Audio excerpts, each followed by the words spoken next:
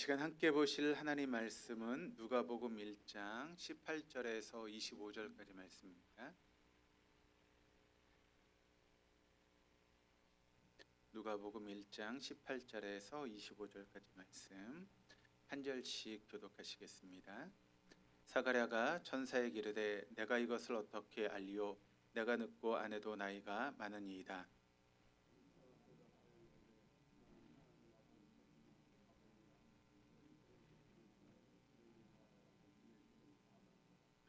보라, 이 일이 되는 날까지 내가 말 못하는 자가 되어 능히 말을 못하리니 이는 내가 내 말을 믿지 아니함이거니와 때가 이르면 내 말이 이루어지리라 하더라.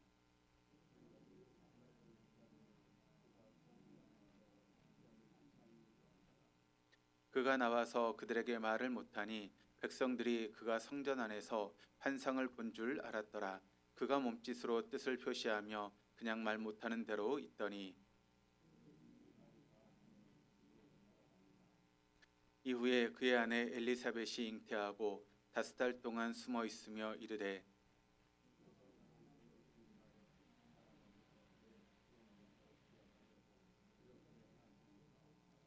아멘. 우리 옆에 있는 분들하고 인사하시겠습니다. 하나님이 우리와 함께 계십니다.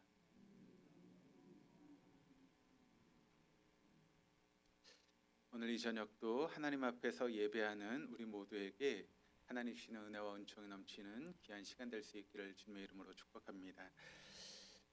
제가 가끔 남산에 이제 운동을 가는 경우들이 종종 있습니다.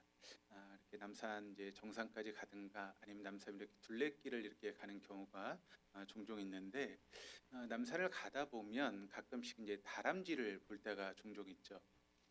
그런데 이제 시기적으로 보면 다람쥐가 굉장히 바쁜 시기가 이 시기입니다. 왜 그런가 하면 이 겨울 준비를 하는 시기가 바로 이 시기이기 때문에 그렇죠. 이제 다람쥐도 이제 겨울잠을 자는데 겨울에 먹어야 될 그 양식을 이제 준비하는 시기가 이 가을의 시기입니다. 그래서 미래를 위해서 부지런히 일하는 그런 사람들을 일컬어서 가을 다람쥐 같다라고 하는 그런 말을 하기도 하죠. 그만큼 이 가을에 다람쥐가 미래를 준비하고 또 겨울을 준비하면서 분주하게 그렇게 움직이게 되는 것입니다. 그래서 다람쥐가 이제 자신의 이제 보금자리 땅 속에 굴을 파서 보금자리를 만들고 나서 이제 월동하는 동안 보금자리 주변에 이제 먹이 창고를 만들어냅니다. 그래서 군데군데 여러 군데에 이제 그 우리가 잘 알고 있는 도토리 같은 것을 모아서 먹이 창고를 만들어내죠. 그래서 우리가 가끔 이제 보면 다람쥐가 여러분 물건을 움직이고 이렇게 가지고 다닐 수 있는 그런 뭐 주머니가 따로 없기 때문에 어떻게 하죠? 돌 속에다가 그 뭐 도토리 같은 걸 막 2개, 3개 넣고 움직이는 그런 모습들을 보게 되죠. 그래서 부지런히 이제 움직여서 한 곳이 아니라 여러 곳에 그런 식량 창고를 만들어 놓고 거기다 이제 도토리라든가 그런 것들을 이제 만들어 놓습니다. 그리고 이 평균 기온이 한 8도, 한 10도 정도 되면 그 다람쥐가 이제 겨울잠을 자기 시작합니다. 그리고 한 내년 이제 3월 정도 될 때 이제 겨울잠에서 깨어나게 되죠. 근데 그 중간중간 날씨가 따뜻해지면 일어나서 이제 음식을 먹고 다시 이제 잠을 자고 하는 것이 다람쥐의 겨울의 생활이라고 합니다. 그러니까 다람쥐가 이 겨울을 잘 보내기 위해서 도토리를 저장해 두었다가 나중에 찾아 먹는데, 근데 안타까운 것은 무엇인가 하면 이 다람쥐가 이제 여러 곳에 이제 그 저장 창고를 만들어 놓습니다. 그런데 그 다람쥐가 자신이 만든 그 저장 창고를 다 찾을까요? 다 찾지 못한답니다. 그래서 어느 것은 찾는데 어느 것은 찾지 못해서 그냥 이제 그 땅 속에 있는 채로 그렇게 도토리가 이제 지나가는 경우들이 있다는 것이죠. 그러니까 다람쥐가 겨우내 여름 먹을 양식을 모으기 위해서 온 산을 다 뒤져서 도토리를 모으는데 그 모았던 도토리를 다 먹지 못한다라고 하는 것이 다람쥐의 모습이라는 것이죠. 그런데 여러분, 거기에 놀라운 하나님의 신비가 있다라고 하는 것을 우리가 또 발견하게 됩니다. 무슨 이야기인가 하면, 여러분 사람들이 도토리를 먹습니까? 안 먹습니까? 먹죠. 뭘로 먹죠? 도토리 묵이라든가 뭐 그런 것을 통해서 먹기도 하고, 또 도토리를 약으로 만들어서 먹는 경우도 종종 있습니다. 그런데 여러분, 그 도토리를 심었다라고 하는 사람 보신 적 있으십니까? 사람들이 도토리는 그렇게 먹는데 도토리는 심지 않아요. 도토리 나무를 심는 사람들이 없습니다. 다람쥐가 그 겨우내 이제 먹이 활동을 하기 위해서 도토리를 모으고 그것을 이제 땅 속에 묻어두는데, 그런데 여러분 그 도토리가 이제 생기기까지 한번 생각을 해보면 봄에 이제 나무가 수분을 쫙 끌어들여서 이제 그 열매에 수분을 공급하게 되죠. 그러면 도토리가 이제 가을에 맺혀지게 됩니다. 그러면 그 도토리를 가지고 이제 다람쥐가 자신을 위해서 이제 저장 창고에 모아서 이제 겨울을 날려고 준비하게 되는 것이죠. 그러면 그 도토리가 이제 그 저장 창고, 그러니까 땅 속이든 어디가 되었든 저장 창고에 그것을 넣는데 보통 이제 땅 속에 넣게 되지 않겠습니까? 그러면 그 땅 속에 갇힌 도토리 입장에서 보면 얼마나 처량하겠습니까? 자신이 이렇게 열매를 맺었는데 도토리를 통해서 이제 도토리 입속에 들어갔다가 땅 속에 저장되는 그런 신사가 되면 그 도토리 열매 입장에서 보면 참 처량할 수도 있는 것이죠. 하지만 땅에 떨어진 도토리를 보게 되면 보통은 여러분 그 저장 창고가 아니라 그냥 땅에 떨어진 도토리 입장에서 보면 지나가는 사람들이 주워서 먹기도 하고 또는 짐승에 이렇게 밥이 되기도 하고 또 그것도 아니면 그냥 썩어서 없어지는 경우들이 종종 있죠. 그런데 그 다람쥐를 통해서 땅 속에 묻힌 그 도토리는 시간이 지나면 어떻게 될까요? 거기서 싹이 나오기 시작하죠. 그리고 나무가 나와서 이제 도토리 나무를 이제 만들어내게 되는 것입니다. 그런데 그렇게 싹이 나서 도토리가 열매를 맺으려면 어느 정도의 시간이 흘러갈까요? 보통 이제 이야기를 할 때 한 15년이 지나야 이제 열매를 맺을 수 있는 그런 도토리 나무가 된다라고 하는 그런 이야기를 합니다. 그러면 여러분 그 도토리를 땅 속에 묻었던 그 다람쥐는 얼마나 살까요? 대략 한 10년 전후를 산다고 합니다. 그러니까 여러분 그 다람쥐가 도토리를 땅에 심고 나서 그것이 나무에서 열매를 맺힐 때가 되면 그 다람쥐는 있을까요, 없을까요? 이미 죽어서 없는 그런 상태가 되는 것이죠. 도토리는 한 알이 땅속으로 들어갔지만 세월이 흘러서 건강한 나무가 되었을 때 그 나무의 도토리 열매가 수천 개, 수만 개까지 열릴 수 있게 된다라고 하는 그런 이야기입니다. 그러니까 도토리가 여러분 다람쥐가 도토리를 먹고 살아남기 위해서 그 도토리를 땅 속에 감추어 두었는데 어떻게 보면 그것은 동물의 단순한 본능적인 행동일 수 있는 것이죠. 그런데 우리가 깊이 생각해 보면 하나님께서는 그런 때를 맞춰서 하나님의 역사를 펼쳐가고 계시다라고 하는 것을 우리가 알게 됩니다. 그러니까 미물에 지나지 않는 그 다람쥐의 그 본능을 통해서도 하나님은 그 나무를 열매 맺게 하시고 또 키워가시면서 자연을 만들어 나가시는 하나님의 놀라운 솜씨를 우리가 발견하게 된다는 것이죠. 우리가 볼 때는 아무것도 아닌 것처럼 보여지지만 하나님 그런 하나님의 손길을 통해서 지금도 우리가 살고 있는 이 세상을 만들어가고 계시다라고 하는 것을 우리가 발견하게 됩니다. 그래서 하나님은 그런 여러 가지 동물들의 본능이라든가 그런 것들을 통해서 자연을 자연되게 하시는 분이 우리 하나님이십니다. 그래서 여러분 하나님은 자연 속에서만 뿐만 아니라 우리가 살고 있는 이 세상도 동일하게 하나님의 때에 맞춰서 역사를 이끌어 가시는 분이 하나님이시다라고 하는 것을 우리가 알아야 됩니다. 우리가 볼 때 그 시간들이 뭐 대단한 시간이냐라고 이야기할 수 있지만 하나님 그 시간들을 통해서 하나님의 때에 놀라운 일을 일으키시는 분이 우리 하나님이시다라고 하는 것을 알게 되죠. 그래서 여러분 우리가 아무렇지도 않게 생각하는 그 시간 또 우리가 그냥 흘려보낼 수 있는 그 사건들을 하나님의 때에 놀라운 역사로 일으키시는 분이 하나님이시다라고 하면 우리에게 주어진 시간들 또 우리 옆에서 일어나는 그런 사건들을 우리가 그냥 흘려보내는 안 될 것입니다. 그 안에 하나님의 뜻을 발견하고 그 하나님의 뜻을 이룰 수 있는 도구로 우리가 쓰임받을 수 있다면 그것이 얼마나 감사한 일이겠습니까? 우리가 보고 있는 이 누가복음 1장의 말씀은 이제 제사장의 직무를 따라서 이제 자기의 반차를 따라서 성전에 일하게 되었던 사가랴에 대한 그런 이야기를 하고 있습니다. 제비를 뽑아서 이제 성전 안에서 이제 분향을 하게 되는 그 일에 뽑혔던 사가랴가 그 성전에서 이제 분향을 하는 그런 과정 속에서 분향단 옆에 있는 천사를 만나게 되죠. 그리고 그 천사가 하는 이야기를 듣게 됩니다. 그때 이제 사가랴와 엘리사벳의 이제 이 부부는 아이가 없는 상태였고 또 인간적으로는 아이를 낳을 수 있는 그런 상태가 이미 지나간 그런 상태였습니다. 그래서 어떻게 보면 아이에 대한 그런 소망을 이제 다 끊어버리고 살아갔던 그런 사가랴에게 천사가 어떤 이야기를 하고 있는가 하면 엘리사벳에게 아이가 태어나게 될 것이고, 그런데 그 아이는 어떤 아이로 키워야 되는가 하면 포도주나 독주를 마시지 않는 나시린으로 키워야 된다라고 하는 것을 이야기했을 뿐만 아니라 그 아기는 뱃속에서부터 성령 충만한 아기가 될 것이다라고 그렇게 이야기를 합니다.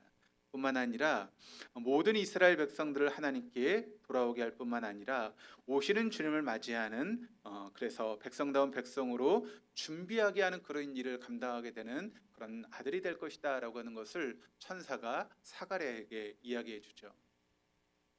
그 말을 들었던 사가랴의 반응이 오늘 본문에 나오고 있는데, 우리 18절 말씀을 같이 한번 읽어보도록 하시겠습니다. 사가랴가 천사에게 이르되 내가 이것을 어떻게 알리오? 내가 늙고 아내도 나이가 많으니이다.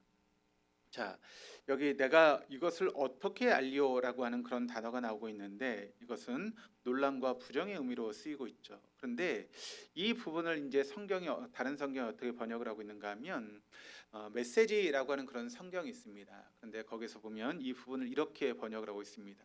그 말씀을 믿으라는 말입니까? 라고 하는 그런 말씀으로 번역을 하고 있습니다.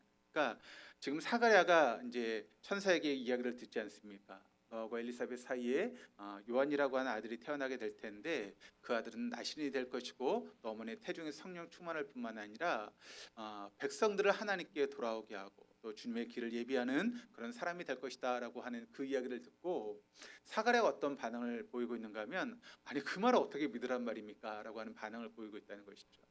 왜 그렇습니까? 왜 그렇죠?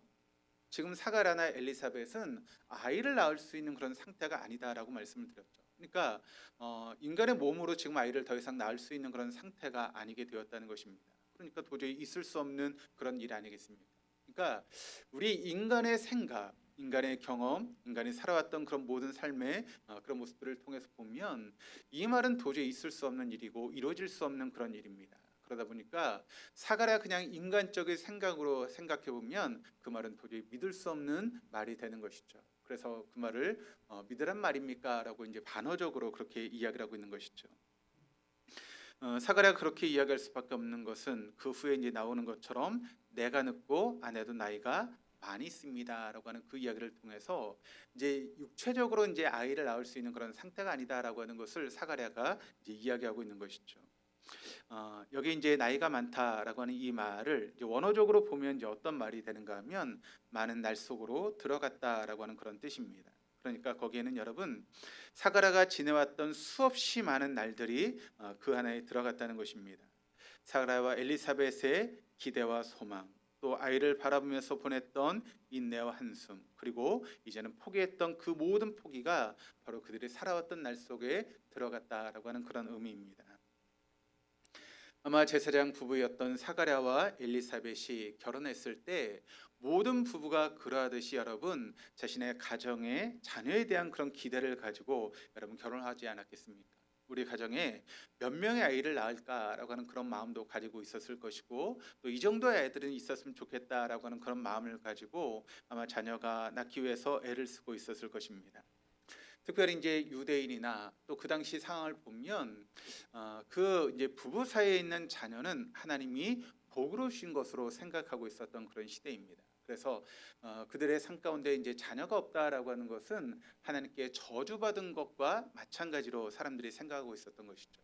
그러니 여러분 얼마나 애를 낳기 위해서 노력을 하고 힘을 썼겠습니까? 그럼에도 불구하고 시간이 지나가면서 여러분 자녀가 태어나지 않는 것입니다. 조금만 더 기다려보고 조금만 더 노력해보면 되지 않을까. 하나님께 기도하면서 그런 시간들을 여러분 보내지 않았겠습니까? 우리도 여러분 만약 어떤 가정에 자녀가 없다고 하면 그 사람 믿는 사람이라면 어떻게 하겠습니까? 하나님 앞에 정말 간절하게 기도하지 않겠습니까? 하나님 우리 가정에 축복의 자녀를 허락해 주십시오라고 얼마나 간절히 기도했겠습니까? 특별히 제사장이었던 사가랴가 그런 상황 가운데 얼마나 하나님께 간절히 기도하며 노력했겠습니까? 그리고 하나님께서 만약 내게 자녀를 주신다면 내가 그 자녀를 하나님의 사랑으로 키워나겠습니다라고 하는 그런 서원도 참 많이 했을 것입니다. 그런 사이에 이제 시간이 흘러가게 되는 것이죠. 한 달, 두 달, 1년, 2년. 10년, 20년 시간이 흘러가면서 그들이 소망하고 또 기대했던 모든 꿈들이 이제 사라지기 시작하고 이제는 모든 것들을 포기할 수밖에 없는 그런 상황 가운데 놓이게 되는 것이죠. 그래서 이제 아예 자녀에 대한 그런 기대는 접어버리고 있는 그런 상황이 된 것입니다.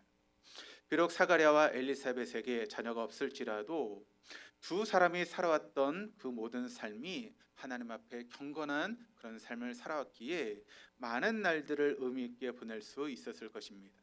많은 날들이 있었지만 그 날들을 허투루 보낸 것이 아니라 나름대로 믿음을 가지고 그렇게 삶을 살아왔을 것입니다.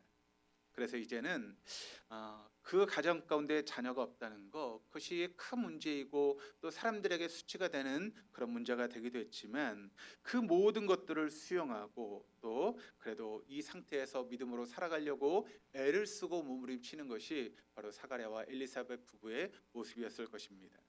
그래서 이제는 우리 부부에게는 더 이상 자녀는 있을 수 없다라고 하는 그런 마음을 가지고 살아갔던 그런 사가랴에게 아들을 낳게 될 것이다라고 하는 그런 이야기를 들었을 때 여러분 그 이야기를 그냥 있는 그대로 받아들이는 것이 여러분 쉬운 일이겠습니까?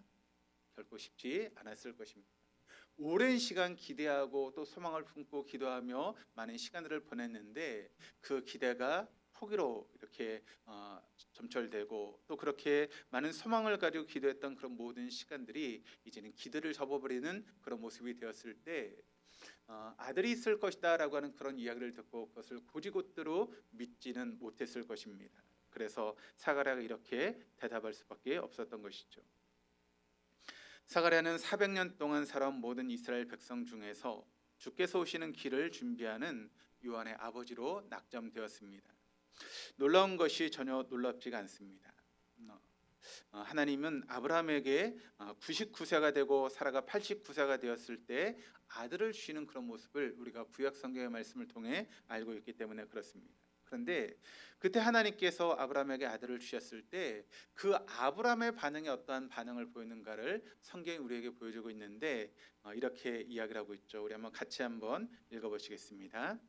아브라함이 엎드려 웃으며 마음속으로 이르되 100세 된 사람이 어찌 자식을 낳을까? 사라는 90세니 어찌 출산하리요 하고.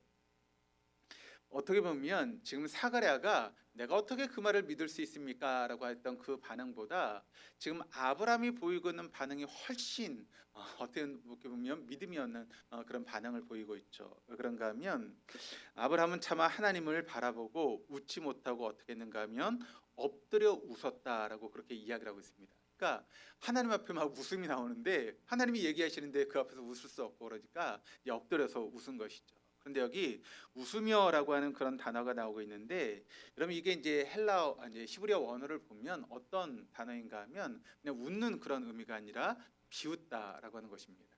그러니까 하나님이 지금 말씀하셨어요. 너에게 아들이 있을 것이다 라고 말씀했을 때 아브라함이 그 이야기를 듣고 지금 하나님의 이야기를 듣고 비웃는 것입니다. 지금 뭔 소리 하는 거야 라고 그렇게 비웃는데 차마 하나님 앞에 이제 제대로 비웃지 못하고 엎드려서 이제 비웃는 그런 모습을 지금 나타내고 있는 것이죠. 여러분 우리가 가끔 이제 사람들하고 이야기하다 보면 말 같지 않은 그런 이야기를 하는 사람들의 이야기를 듣지 않습니까? 그럼 여러분 그런 사람들에게 우리가 뭐라고 이야기를 하죠? 뭐라고 얘기하십니까? 웃기고 자 이렇게 이야기하지 않습니까? 그렇게 우리가 이제 이야기를 합니다. 웃기고 뭐 이렇게 하면서 이야기를 하죠. 그것은 여러분 어떤 의미인가 하면 말도 안 되는 소리를 한다라고 하는 그런 의미로 지금 우리가 그런 이야기를 하죠. 그러니까 지금 아브라함이 보이고 있는 반응이 그런 반응입니다. 하나님 앞에 지금 하나님 웃기시고 있네 그런 지금 반응을 지금 아브라함이 보이고 있는 것이죠. 아브라함이 여러분 하나님께 그렇게 반항하고 있습니다. 그리고 아브라함은 속으로 100세 된 사람이 어찌 자식을 낳을 수 있을까라고 되뇌었습니다. 아브라함이 되뇌는 말이 우리에게는 능동형으로 되어 있지만 원문을 보면 수동형으로 되어 있습니다. 그래서 100세 된 남자에게 아들이 생길 수 있겠습니까? 라고 그렇게 번역할 수 있는 그런 말입니다. 아브라함의 중얼거림은 자신과 아내 사라가 자식을 낳을 수 있는지 없는지에 대해서가 아니라 하나님이 자신과 자신의 아내와 같이 늙은 사람을 통해서 무엇을 할 수 있겠는가라고 하는 의구심에서 나오고 있는 이야기라고 하는 것을 우리가 보게 됩니다. 여러분 우리가 하나님 말씀을 읽다 보면 우리가 하나님의 도구로서 귀하게 쓰임 받을 수 있다라고 하는 그런 말씀들이 많이 나오고 있지 않습니까? 또 제가 이제 주일날 예배를 시작할 때도 영과 진리로 예배하는 그런 말씀을 드리고 여러분에게 말씀을 시작하는데, 지금도 영과 진리로 예배하는 사람을 통해서 하나님은 새 역사를 이루시고 있다라고 하는 그런 말씀을 드리는데, 여러분을 통해서 하나님이 새 역사를 이루신다라고 하는 그런 말씀을 들으셨을 때 여러분 마음 가운데 어떤 마음이 드십니까? 아, 그래, 내가 새 역사의 주인공이지, 그런 기대감이 있으십니까? 아니면 어떤 마음으로 그런 말씀을 들으세요? 아이고, 내가 나이가 지금 몇 개인데 무슨 새 역사의 주인공이야, 그런 마음으로 여러분 말씀을 들으십니까? 우리의 상황이나 또 우리의 환경, 또 내 나이, 내가 가지고 있는 것들, 그런 것들을 우리가 바라보면서 하나님 어떤 말씀하실 때 그럼 그 말씀을 곧대로 받아들이기보다는 그 말씀을 의심하는 그런 경우들이 우리에게 얼마나 많이 있습니까? 아브라함이 그랬죠. 그런데 여러분, 그렇게 의심했던 아브라함에게 하나님은 그 말씀대로 이런 백세의 아들 이삭을 주셨습니다. 또 하나님은 어떤 부족함과 연약함 가운데도 하나님 앞에 믿음으로 섰던 그 사람들을 환경을 뛰어넘어서, 여건을 뛰어넘어서 하나님의 사람으로 귀하게 사용하시는 그런 모습들을 우리가 성경의 말씀을 통해서 얼마나 많이 볼 수 있게 됩니다. 그러므로 여러분, 하나님 말씀은 얼마든지 우리의 삶 가운데 일어날 수 있다라고 하는 그런 믿음을 우리가 가져야 될 줄로 믿습니다. 하나님 말씀에 대해서 내 상황이 이런데, 내 나이가 있던데, 내가 지금 어떤 형편에 있는데 하나님은 그런 말씀을 하셔라고 하는 그런 의구심이 아니라 그 말씀을 곧이곧대로 받아들일 수 있는 저 여러분 될 수 있기를 주님의 이름으로 축복합니다. 하나님은 내가 아무리 나이가 많아도 나를 통해서도 얼마든지 일하실 수 있는 분입니다.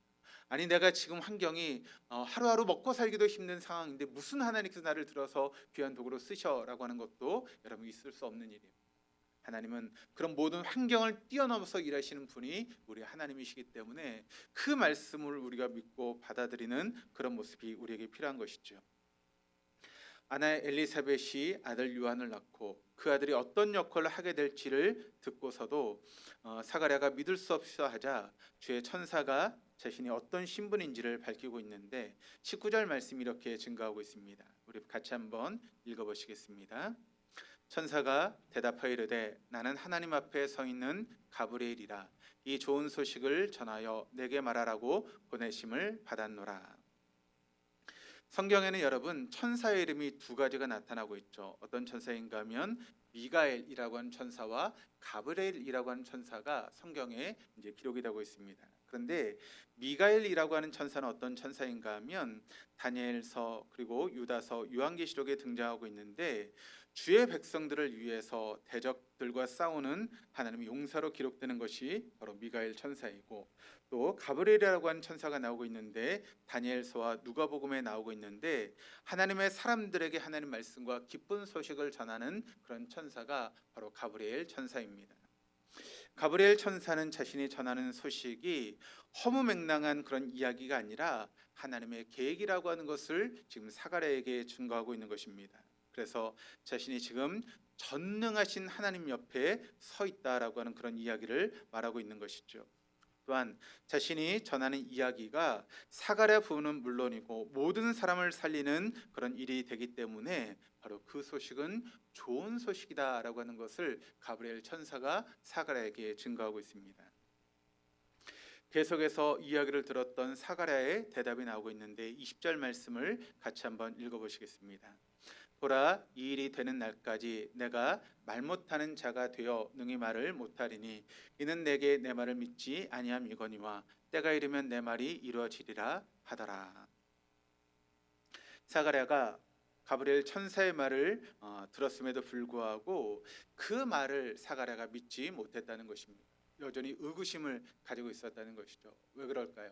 지금 자신의 몸의 형태라든가 지금 상황을 보면 도저히 그것은 있을 수 없는 그런 일이기 때문에 아무리 천사가 이야기한다 할지라도, 그것이 하나님의 말씀이라 할지라도 자신의 생각을 뛰어넘지 못하고 여전히 의구심을 가지고 있는 그런 사가랴의 모습이었다는 것입니다.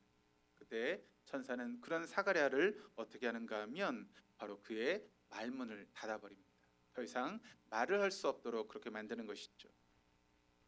여러분, 사가랴가 그렇게 의심했다고 해서 사가랴와 엘리사벳 부부를 통해서 태어나게 하실 요한을 태어나지 못하게 하시고 또 다른 사람을 통해서 하게 하시는가? 그런 것은 아니었습니다. 그를 통해서 이루시려고 하는 그런 하나님의 뜻은 취소되거나 변경되지 않았다라고 하는 것입니다. 왜 그럴까요? 여러분, 우리가 이 말씀을 통해서 알 수 있는 것은 무엇인가 하면 하나님의 행하시는 일은 여러분 인간이 믿거나 믿지 않거나 상관없이 하나님의 방법으로 이루어 가시는 분이 우리 하나님이시기 때문에 그렇습니다. 그러니까 여러분, 하나님 하신 일에 인간이 믿거나 믿지 않거나 상관이 없습니다. 하나님은 그 일을 이루시는 것이죠. 그런데 그 일을 이루는 도구로서 우리가 그 일을 믿고 도구로 쓰임 받는 것이 얼마나 큰 축복인지를 다시 한번 우리가 깨달을 수 있어야 됩니다. 하나님의 그 일을 우리를 통해서 이루시고자 하실 때 우리는 하나님의 일하시는 그런 통로가 될 수 있다는 것이 얼마나 귀한 일인지 모르겠습니다. 그것은 우리의 기쁨이고 하나님의 피조물로서 누릴 수 있는 큰 영광 중에 하나라고 하는 것을 여러분 믿지 마시기를 바랍니다. 비록 사가랴는 너무 놀라서 가브리엘 천사가 전하는 하나님 말씀을 믿지 못했지만 가브리엘 천사는 때가 이르면 자신이 전했던 그 모든 말들이 이루어지게 될 것이다 라고 하는 것을 이야기를 하고 있습니다. 여러분, 때라고 하는 단어가 나오고 있는데 이 때라고 하는 단어는 카이로스라고 하는 헬라어 단어를 쓰고 있습니다. 여러분, 이 카이로스라고 하는 것은 바로 하나님이 정하시는 시간입니다. 그것은 바로 하나님이 개입하시는 순간이고 또 하나님이 역사하시는 때라고 하는 것을 우리가 알아야 됩니다. 가브리엘 천사를 통해서 전해지는 말씀이 이루어질 때는 표면적으로 사가랴 가정에 지난 세월에 드리워졌던 자식이 없는 어둠의 시간들이 이제 거치는 시간이지만 실상은 온 인류를 구원하시기 위해서 하나님께서 당신의 하나밖에 없는 아들이신 예수를 이 땅에 보내시는 그런 때입니다.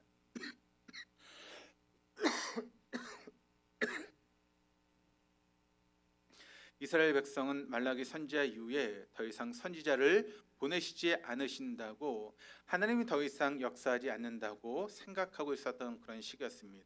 그런데 여러분, 하나님 그렇게 사람들이 생각하고 있었던 그때에 당신의 하나밖에 없는 아들이신 예수를 보내시기 위해서 모든 준비를 하고 있는 그런 때였다라고 하는 것을 우리가 놓쳐서는 안 됩니다.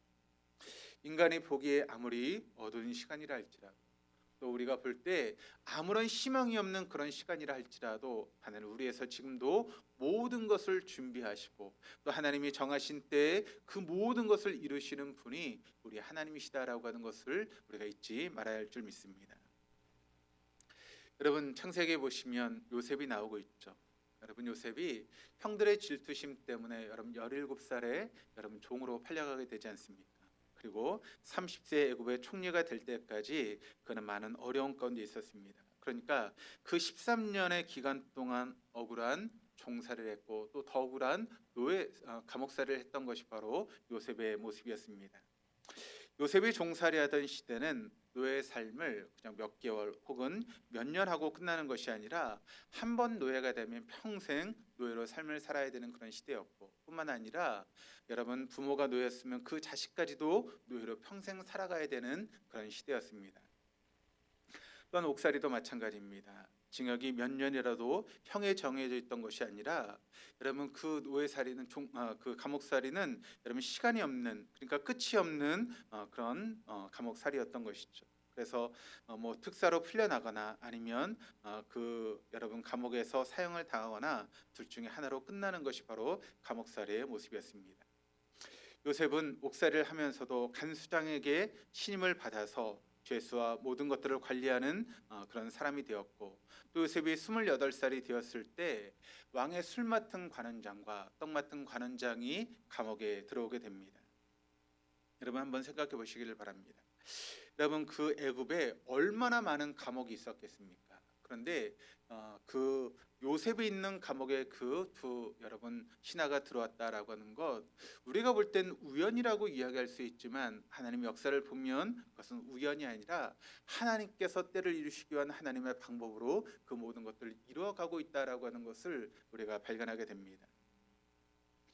그런 의미에서 보면 그곳은 바로 만남의 감옥이었다라고 하는 것을 우리가 보게 되죠. 우리 형편이 감옥 같은 그런 상황이라 할지라도 하나님은 그 장소를 통해서 하나님의 때를 이루시고 또 사람을 만나게 하시는 그런 놀라운 역사를 일으키게 된다라고 하는 것을 우리가 알게 됩니다. 그런데 그 두 전직 관리가 비슷한 종류의 꿈을 꾸게 되죠. 두 사람 도저히 그 꿈의 의미를 알 수 없었는데 그때 여러분 요셉이 그 꿈을 해몽해 주지 않습니까? 그래서 떡 맡은 관원장은 그 직을 회복하지 못하고 사형을 당하게 될 것이고 술 맡은 관원장이 그것을 회복해서 다시 복직하게 될 것이다라고 하는 것을 이야기를 해주고 있습니다. 그러고 나서 술 맡은 관원장에게 요셉이 하는 이야기가 창세기 40장 14절 15절 말씀을 통해 기록되고 있는데 우리 한번 같이 한번 읽어보시겠습니다. 당신이 잘 되시거든 나를 생각하고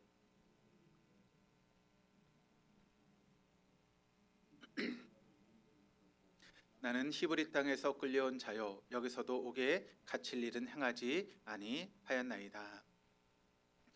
요셉은 지금까지 종살이도 잘 버텼고 또 감옥살이도 잘 견뎌내었습니다. 하지만 그의 마음속에는 여전히 어떤 마음이 있었는가 하면 억울함이 그의 마음 가운데 자리 잡고 있었습니다. 형들을 통해서 내가 이렇게 억울하게 종살이를 하게 되었고 또 주인의 아내 때문에 이렇게 억울하게 감옥살이를 하게 되었다라고 하는 그런 억울함이 여전히 요셉의 마음 가운데 자리 잡고 있었다라고 하는 것을 우리가 보게 됩니다. 여기 여러분 말씀 가운데 끌려왔다라고 하는 그런 단어가 나오고 있는데 이 단어의 뜻은 어떤 뜻인가 하면 도둑질을 당하다라고 하는 그런 의미를 가지고 있습니다. 그러니까 이 원어적인 의미로 우리가 보게 되면 자신은 원래 히브리 땅에 속해 있는 그런 사람이었는데 누군가가 허락도 받지 않고 자신을 도둑질해서 애굽의 보디발의 집에 노예로 갖다 놓고 또 감옥에 갖다 놓았다라고 하는 그런 의미입니다. 그러니까 자신의 의지와는 상관없이 자신을 도둑질해서 종살이를 하게 만들었고 옥살이를 하게 만들었다라고 하는 그런 의미를 담고 있는 것이죠. 그래서 지금 자신의 인생은 도둑맞은 인생인 것 같고 자신은 지금이라도 당장 아버지의 집이 있는 집으로 돌아가고 싶다라고 하는 그런 이야기를 그런 마음을 지금 요셉이 피력하고 있는 것이죠. 술 맡은 관원장은 아마 이렇게 이야기했을 것입니다. 만약 너의 말대로 내가 복직하게 된다면 내가 바로 바로에게 너를 이야기해서 네가 집으로 돌아갈 수 있게 해주겠다라고 약속했을 것입니다. 그런데 술 맡은 관원장이 어떠했는지를 창세기 40장 23절 말씀이 이렇게 증거합니다. 술 맡은 관원장이 요셉을 기억하지 못하고 그를 잃었더라. 여러분 요셉이 그 술 맡은 관원장이 자신의 그런 직을 다시 복직해서 그 관원장으로 가게 되는 것을 보고 요셉은 얼마나 기뻐했겠습니까? 이제 그가 바로왕에게 말해서 전령이 오기만 하면 난 집으로 돌아갈 수 있다라고 하는 그런 마음을 가지고 전령이 오기를 얼마나 손꼽아 기다리는 시간을 보냈겠습니까? 그러나 술 맡은 관원장은 함흥차사였습니다. 그런 일이 여러분 없었다라면 기대조차도 하지 않았을 텐데 여러분 그런 일이 있고 나서 요셉이 그 날들을 기대하고 있는데 그 기대감은 더 큰 실망으로 다가오게 되었다는 것이죠. 그런데 여기서 우리가 한 가지 생각해 볼 것이 있습니다. 그것은 무엇인가 하면 이런 만약 요셉의 그런 소원대로 술 맡은 관원장이 복직을 하고 바로에게 이야기를 해서 여러분 바로가 그 요셉을 풀어주게 되어서 여러분 요셉이 풀려났다면 여러분 어떻게 되었겠습니까? 아마 요셉은 아버지 야곱이 있는 집으로 가나안 땅으로 돌아가게 되었을 것이고 그러면 그 요셉의 이야기는 여러분 거기서 끝이 나고 말았을 것입니다. 하지만 하나님의 때는 달랐습니다. 만 2년이 더 지난 후에 바로가 꿈을 꾸었는데 그 꿈을 해석할 수 있는 사람이 아무도 없게 되었을 때 술 맡은 관원장이 요셉을 기억하게 되었고 요셉이 바로의 꿈을 해석해 주므로 그런 모든 과정을 통해서 결국 요셉이 애굽의 총리가 되는 그런 놀라운 역사가 일어나게 되죠. 그래서 요셉의 삶에 대해서 시편 105편 17절 19절이 이렇게 증가합니다. 그가 한 사람을 앞서 보내셨으며 요셉이 종으로 팔렸도다. 그의 발은 착고를 차고 그의 몸은 쇠사슬에 매였으니 곧 여호와의 말씀이 응할 때까지라. 그의 말씀이 그를 단련하였도다. 자, 요셉의 몸이 쇠사슬에 매였다라고 이야기를 하고 있습니다. 이 몸이라고 하는 단어가 이제 번역을 해보면 생명 혹은 영혼으로 번역될 수 있는 그런 단어입니다. 또 쇠사슬이라고 하는 것은 철을 가리키는 단어입니다. 매이다는 것은 들어가다 혹은 나오다라고 하는 그런 의미이죠. 그러니까 마치 작사를 맞은 물고기가 숨을 몰아쉬며 허덕이듯이 요셉의 종살이 옥살이가 그러했다라고 하는 것을 이런 단어를 통해서 우리에게 이야기를 하고 있습니다.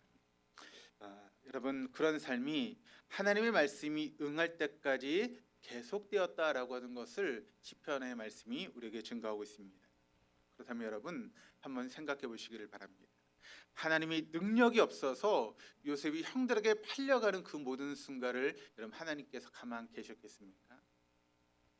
또 하나님 알지 못하셔서 요셉이 보디발의 집에서 종살이하는 그 모든 시간들을 외면하셨겠습니까? 아니면 하나님이 요셉을 포기하셨기 때문에 요셉이 억울한 누명을 쓰고 여러분 감옥에서 그렇게 옥살이를 할 수밖에 없었겠습니까? 하나님이 그 모든 시간, 그러니까 요셉이 그런 고난의 시간, 고통의 시간을 보내실 때 마치 하나님께서 침묵하셨던 것처럼 보여지는 그 모든 시간들은 바로 요셉을 통해서 이루시기 원하신 하나님의 그 뜻이 이루어지기까지 하나님 때를 기다리고 계셨다라고 하는 것을 우리에게 보여주고 있는 그런 말씀입니다. 그 요셉으로 말미암아 야곱의 가족이 애굽에서 살게 되었고 그 사람들이 불어나서 400년이 지난 후에 출애굽의 대역사를 이루게 되었다라고 하는 것을 우리 말씀을 통해 잘 알고 있습니다. 자신의 인생이 여러분 다람쥐 먹이 저장고에 숨겨진 도토리처럼 여기저 사방이 칠흑 같은 어두움의 시간들을 보내시고 계십니다. 여러분의 인생이 요셉의 삶처럼 꼬일 대로 꼬여서 어디서부터 풀어야 될지 모르는 그런 삶을 살고 계십니다. 사가랴처럼 벌어진 상황이나 환경을 믿을 수 없어서 말문이 막힌 그런 답답한 시간들을 보내고 계십니다. 하나님은 하나님 말씀이 우리의 삶에 이루어질 때까지 그 모든 시간들을 기다리고 있다라고 하는 것을 여러분 믿으시기를 바랍니다. 그 하나님의 시간을 믿음으로 기다릴 수 있는 저 여러분 될 수 있기를 바랍니다. 우리보다 먼저 가시는 하나님이 사가랴에게 하신 말씀은 지금도 동일하게 우리에게 주시는 말씀입니다. 때가 이르면 내 말이 이루어지리라. 때가 이르면 내 말이 이루어지리라. 그 하나님의 역사가 여러분의 삶 가운데 이루어지는 날까지 우리가 믿음으로 기도하고 또 기다릴 수 있는 우리 모두가 될 수 있기를 주님의 이름으로 축복합니다.